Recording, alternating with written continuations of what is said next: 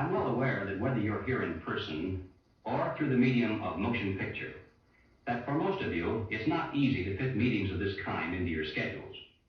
But the fact that you are here indicates that you do have an interest in the subject. So in order not to waste any of your time, let's dispense with the usual preliminaries and get right down to the business at hand. We're going to examine in quite a bit of detail the communist theory and practice of revolution, particularly as applied to the United States. Now, this will not be something dreamed up out of thin air. This will be the strategy as taught by them and advocated by them in their own manuals, in their textbooks, and in their schools. The new program of the Communist Party on this subject has this to say. The term socialism describes but the first stage of a new society that in its full development is called communism.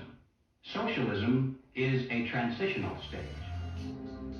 Now, the People's World, the official West Coast newspaper of the Communist Party, ran this rather interesting editorial.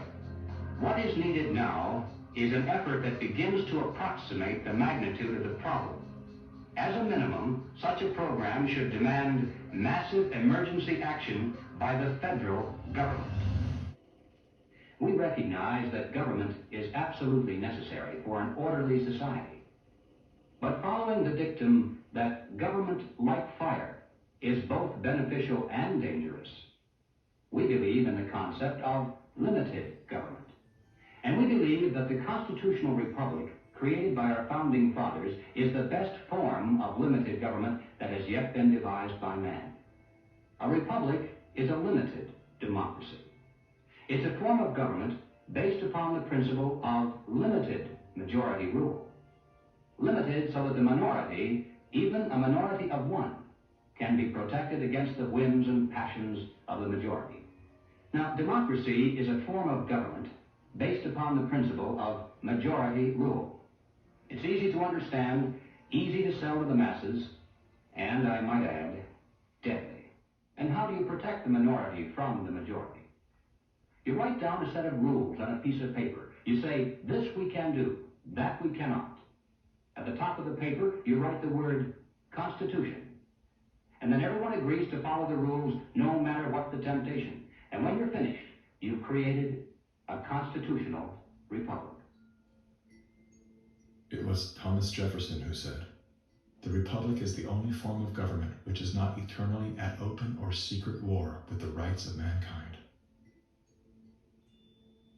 Now, we hear a lot of talk today about right-wingers, left-wingers, extremists, and moderates. The political spectrum concept, if it has any meaning at all, is a measurement scale showing all the variations in government. Now, the extremists at the zero end would be those who advocate no government at all, the anarchists. The extremists at the other end would be those who advocate total government. And who are they? Well, the communists, of course, but also the Nazis, the fascists. No matter what they may call themselves, if they advocate total government control over the people, they are all, by definition, totalitarians. The debate is not between conservatives and liberals. It goes back in history long before those words were ever invented. The opposing points of view properly are identified as individualism versus collectivism. The individualist believes that the rights of the individual must not be obliterated by the desires of the collective or the group. The collectivist, on the other hand, believes that the group is more important than the single person within it, and that the individual must be sacrificed if necessary for the greater good of the greater number. The individualists believe that every man has a personal and direct responsibility to provide first for himself, next for his family, and then for those outside his family who may be in need. The collectivist, on the other hand, declares that the individual is not personally responsible for charity, for raising his own children, providing for his aging parents, or even providing for himself, for that matter. This is a group function of the state, of government itself. In 1943, the following directive was issued from party headquarters to all communists in the United States. It read, When certain obstructionists become too irritating, label them as fascist or Nazi or anti-Semitic. In the public mind, constantly associate those who oppose us with those names which already have a bad smell. The association will, after enough repetition, become fact in the public mind.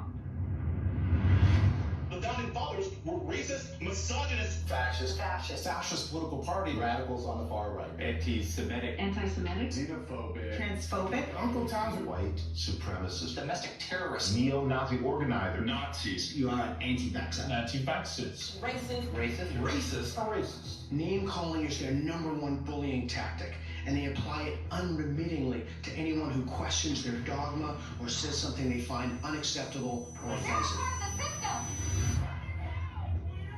As early as 1928, the communists declared that the racial differences among our people constituted the weakest and most vulnerable point in our social fabric.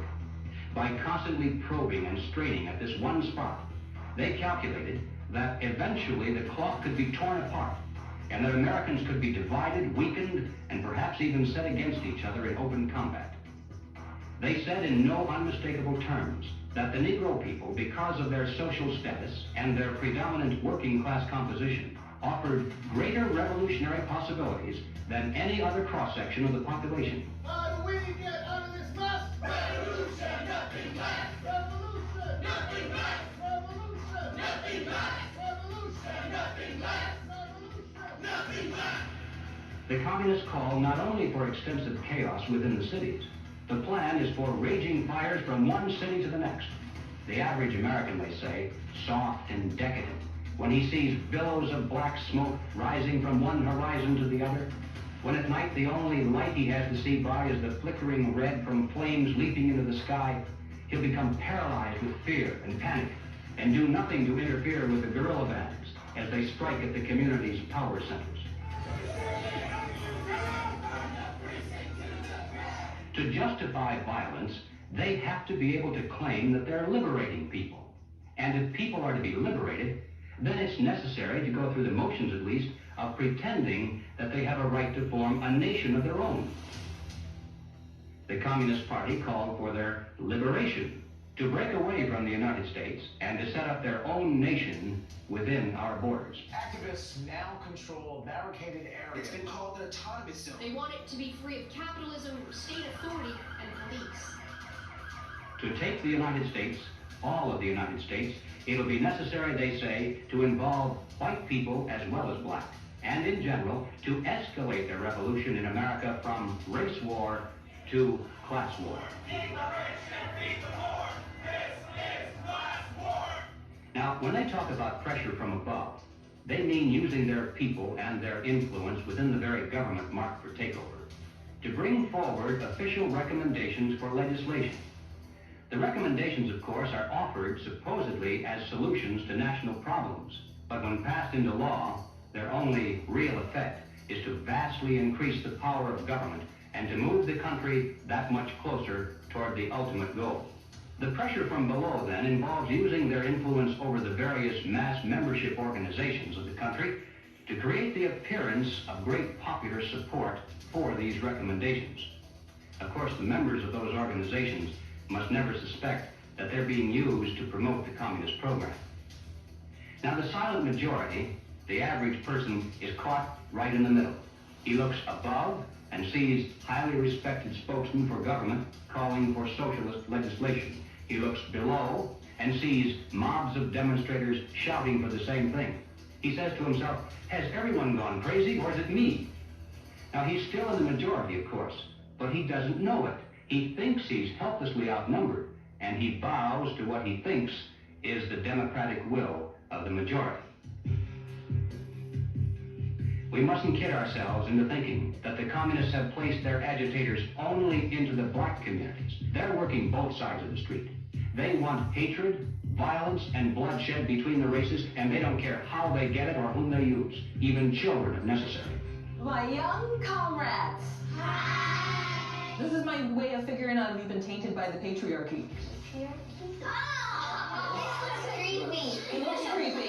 Why? There's just like this thing about white people that just makes me feel Oh, looks like Donnie got a full cookie. He's a white man. Say it with me. Structural racism. Yeah! You may have wondered why the Communist Party has been a staunch supporter of the drive to place a black studies curriculum into our high schools and colleges.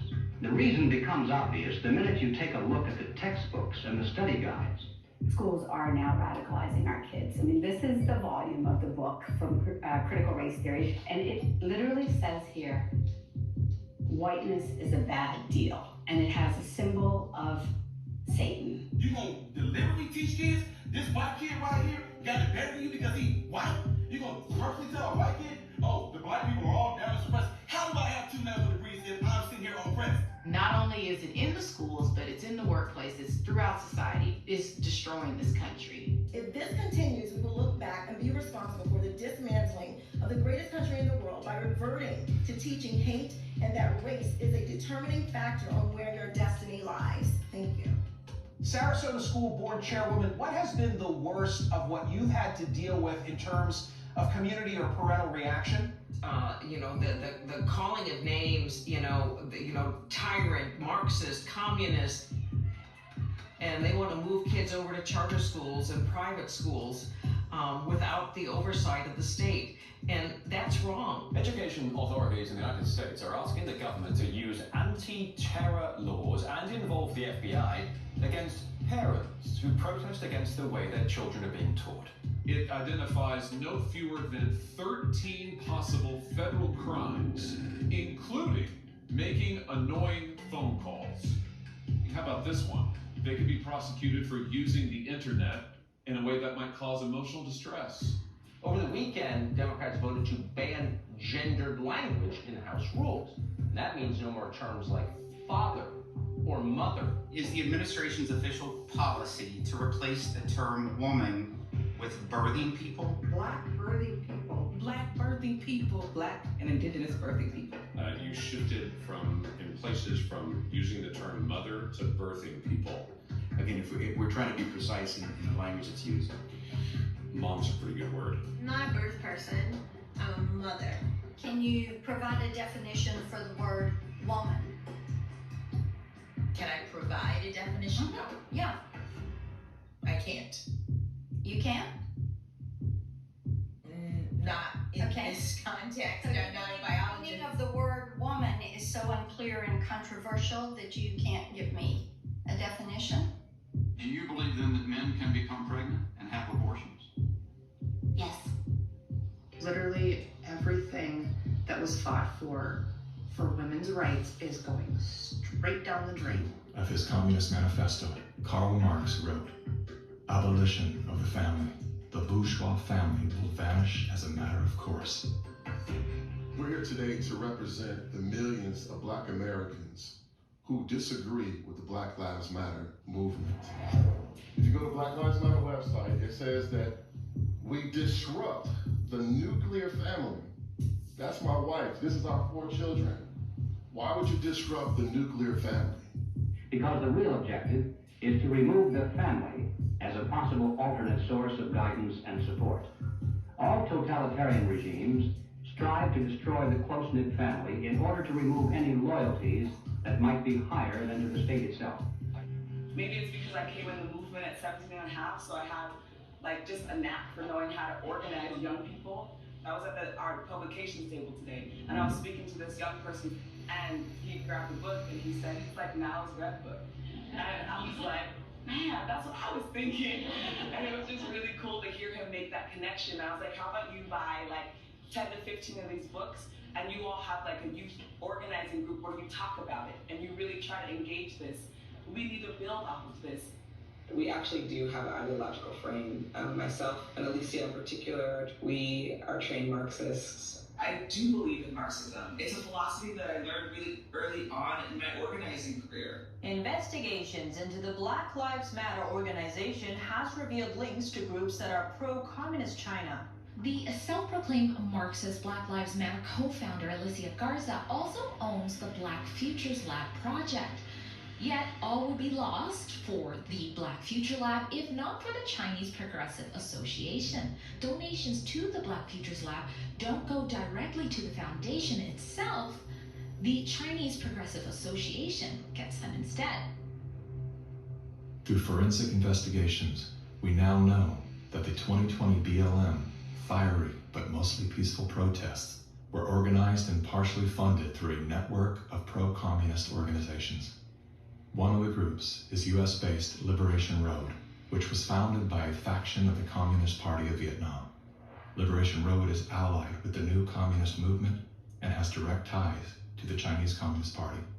The San Francisco-based, communist-rooted Chinese Progressive Association formed a sister company called Asians for Black Lives to serve as a bridge between BLM and the Chinese Communist Party.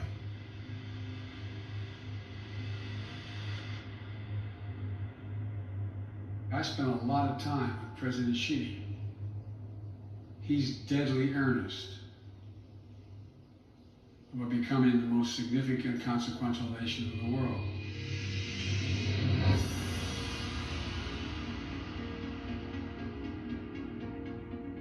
When we speak of China, it's important to distinguish between the people and their repressive government. And while the Communist Party of China is undoubtedly America's greatest foreign adversary, it's crucial to recognize that the most urgent threat to the future of the United States resides within its own borders. We're so used to thinking in terms of the old-fashioned concepts of warfare, we fail to realize that the favorite weapons of communist conquest are instead propaganda. Do you know tells a certain story? The 1619 Project is trying to reframe that story. What these people are doing is subverting young black minds to think that the Revolutionary War was fought in order to preserve slavery. And it's based on something that simply isn't true. The tactics of internal subversion. I thought that America was racist. I thought it was patriarchal. I thought our capitalist society was just a means of exploiting people. And I thought all of these things because that is what I was told. The preaching of hatred to incite civil disorder. I want to tell you, Kavanaugh, you have released the whirlwind, and you will pay the price. A California man is facing federal charges for the attempted murder of Supreme Court Justice Brett Kavanaugh. Treason, blackmail, the smear. Is this the first time Assange is being questioned over the rape allegations? The LA Times ran an article calling Larry Elder a black white supremacist. All committed by soldiers who wear no uniform and who claim to be loyal citizens of the target country marked for conquest from within. World War III that rages around us right now is a political war, an economic war, a psychological war, a spiritual war. As a matter of fact, the bomb, as a psychological weapon, is being dropped on the American people every single day. You probably assume you're safe.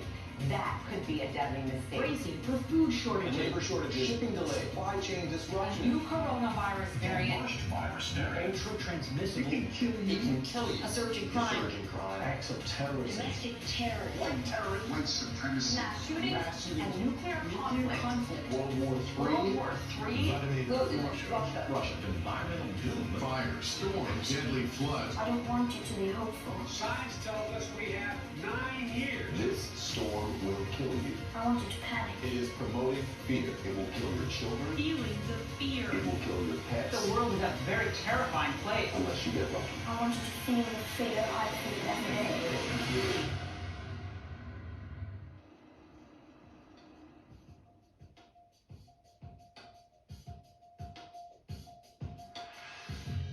There was a time, and not too long ago, I think, when we could have pulled ourselves out of this without too great a sacrifice on the part of anyone. But we didn't. Instead, we slept. Everywhere I look, I see men and women who know that communists are making headway in this country. They know that something must be done and that someone must stand up to them. But they themselves do nothing. They remain silent because they're afraid that if they speak out, it'll be bad for business. They may lose a client. They may even lose their jobs. Or perhaps they're receiving a regular government check and already are too dependent upon some of the very people and programs they know they should oppose. We have now passed the point of painless solutions and parlor patriotism. Well, all right, so what do we do about it? What are the countermeasures that need to be taken? And where do we begin? Before we finally win this battle, and I should hasten to say that there's no doubt in my mind that we're going to win. I'm increasingly convinced of this.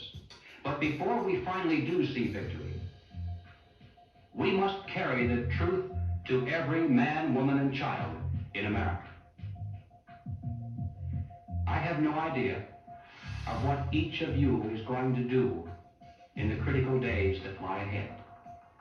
It may be much, it may be little, it may be nothing at all. I don't know. Only you can answer that question. But ladies and gentlemen, whatever it is you decide to do for your country, do it soon. Do it now. Every minute that you delay further will add dearly to the price of ultimate victory. Mr. Griffin, that was over 50 years ago. Where are we now? Hearing that phrase after all these years is kind of a shocker because I didn't realize really at the time how accurate it was going to be. But we're in the middle of it now, and so the ultimate victory is still ahead of us. How did you know way back then what would be happening today? It's a long story, of course, but I did take a fascinating tour of the Communist bookstore in Los Angeles when I was very, very young. I was working for an insurance company. I was Mr. Corporate America, you know. That was the period when the hippie, image was pretty popular, and a lot of these guys in that bookstore were in that uniform. And I think they felt I was a potential recruit, Yes, we've always been quite willing to come. We'll talk about socialism anywhere, in the streets or in the Senate, anywhere, There are communist factions making a big power play for us here. Is there any communists back there? I guess there is. Yes, they are communists, and yet our nation seems unconcerned. Many newspapers, television commentators, and educators call these young revolutionaries dissidents. But are these voices of mere dissent, of mere student unrest, or of sedition and revolution? They invited me to come to their study groups, they called them. They were really the recruiting funnel, And I didn't have to pretend to be interested because I was interested. I wanted to see what these guys were up to. And of course, the more I read, the more I realized that these guys were deadly serious. And so my crusader gene said, hey, buddy, you better stop worrying about the corporate ladder and making money and looking good and start doing something about it. And I'm glad I did, because after that point, my life had a meaning. It had a purpose more than just self-centered. Who are some of the key figures behind this agenda? I'm not sure we can name names. We know that there are layers and layers of control and influence, sort of pyramidal in form. At the bottom level, of course, it's just all the common people. Most of them don't even know what's going on. It used to be that an invader could come in with a superior army, and people resent it, but they obey because if they don't, they get killed. Now, if they want to conquer people in this environment, they have to do it through the mind. And of course, today, after all the technology that we have, and the control over the communications and the images and the school system and the media, they have absolute control over the funnel of information that comes to the average person. And the average person, if they're not aware that there's a real war going on for their mind, they will be helpless. And as long as people are on the edge of fear, they're willing to give up their liberties and pay lots and lots in taxes. A tax on carbon. And as I passed through that idea that, in my view, the enemy is in a category called collectivism, and that's the word that applies to all of these things: socialism, communism, fascism, Nazism. All of these things are merely variants of collectivism. That is the philosophy based on the assumption that the group is more important than the individual, and that the individual must be sacrificed if necessary for the greater good of the greater number. That's the trick. You're doing this for society. Obviously, you don't like to tell people what to do, but sometimes for the good of society, that's necessary. We have to start doing things for the greater good of society, and not for idiots who think that they can do their own research. It's not about me and my rights to choose. It's about how I love my neighbor. You are not doing this for yourself. If you are at all like me, your own health, your own risk, is not a big rational driver of all of your actions. They trick us into thinking that if you act in your own self-interest, that somehow you are selfish. And nothing could be further from the truth. Those of us who've discovered this trick long ago, we realize that enlightened self-interest comes into play. If you are acting out of self-interest, you soon discover that the best way to benefit yourself is to help other people. It does come back. The question is, how do we turn the ship around?